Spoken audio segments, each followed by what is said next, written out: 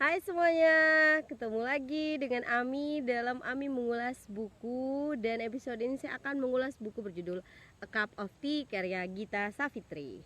Seperti apa ulasannya? Saksikan terus ya.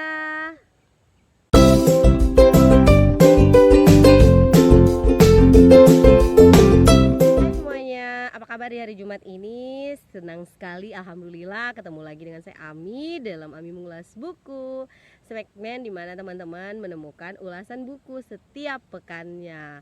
Nah, di episode ke-90 ini saya senang sekali bisa terus konsisten untuk memberikan ulasan buku-buku yang saya baca. Dan episode ini saya akan mengulas buku yang terbit di tahun 2020 berjudul A Cup of Tea karya Gita Savitri. Ini adalah buku kedua Gita Savitri yang saya baca setelah sebelumnya Rentang Kisah.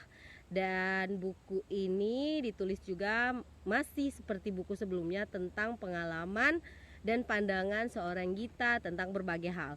Tapi yang menarik di sini saya merasa bahwa di sini lebih banyak ke pengalamannya dalam menghadapi cyberbullying, isu yang banyak sekarang dialami oleh banyak orang, apalagi kondisi teknologi yang semakin merebak di mana-mana, sehingga Gita Savitri dengan pengalamannya untuk mengatasi masalah tersebut yang bahkan sebenarnya pernah membuatnya terpuruk, tapi mencoba mencari cara, itu bisa memberikan pelajaran atau juga inspirasi buat kita atau teman-teman yang pernah atau sedang mengalami cyberbullying tersebut.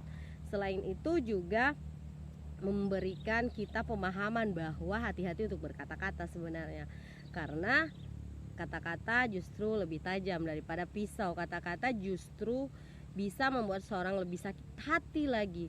Tapi di satu sisi ketika kita menggunakan kata-kata dengan baik, justru itu akan meringankan beban seseorang, membantu orang, memberikan motivasi bagi orang lain.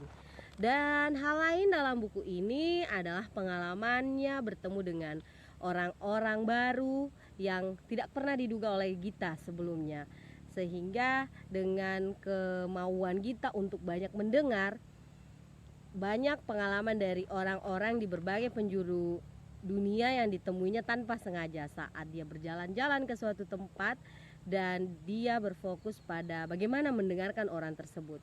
Dan di sini juga kita diajarkan the power of listening tentunya, karena pembicara yang baik belum tentu adalah pendengar yang baik. Dan dalam buku ini Gita secara tidak langsung juga mengajari kita atau memberitahu kita tentang bagaimana menjadi pendengar yang baik. Poin ketiga adalah tentang pengembangan diri, bagaimana menemukan jati diri, bagaimana berani untuk melakukan hal-hal yang diinginkan dan komitmen untuk hal-hal yang diinginkan tersebut. Selain itu pengalaman-pengalaman lainnya juga tentang pernikahannya dengan Paul, tentang keinginannya membangun rumah tangga dan tetap menjalankan visi untuk memberikan manfaat untuk banyak orang. Dan tentu saja lagi-lagi seperti buku sebelumnya itu tentang kisah, cara berbicara atau cara menulis seorang Gita sangat dekat dengan pembaca menurut saya ketika kita membacanya, karena sudut pandang pertama, sehingga seolah-olah kita mendengarkan seorang teman secara langsung bercerita kepada kita, seorang Gita bercerita langsung kepada kita. Lalu yang kedua adalah bahasanya yang ringan, karena seperti kita membaca blog pribadinya tentu, dan membuat diksi-diksi yang dipilih pun mudah untuk diterima. Lalu yang ketiga adalah visualisasi. Di sini ada berbagai gambar juga yang sangat membantu dan bahkan membawa kita jalan-jalan secara tidak langsung ke beberapa negara. Ini misalnya di mana nih, di London. Jeng nampak nggak? Ini juga waktu pertama kalinya kita ke San Francisco, dan masih banyak lagi. Lalu kemudian di masing-masing judul, yang keempat nih, pemilihan font. Di font untuk judul lebih besar dan diberikan warna seperti ini backgroundnya. Lalu kemudian fontnya seperti ini, dan cukup menyenangkan untuk membaca buku yang sebenarnya bisa sekali duduk ini loh.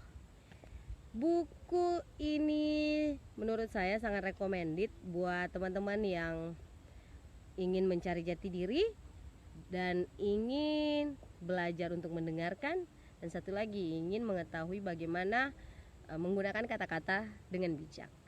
Itu dulu ulasan hari ini.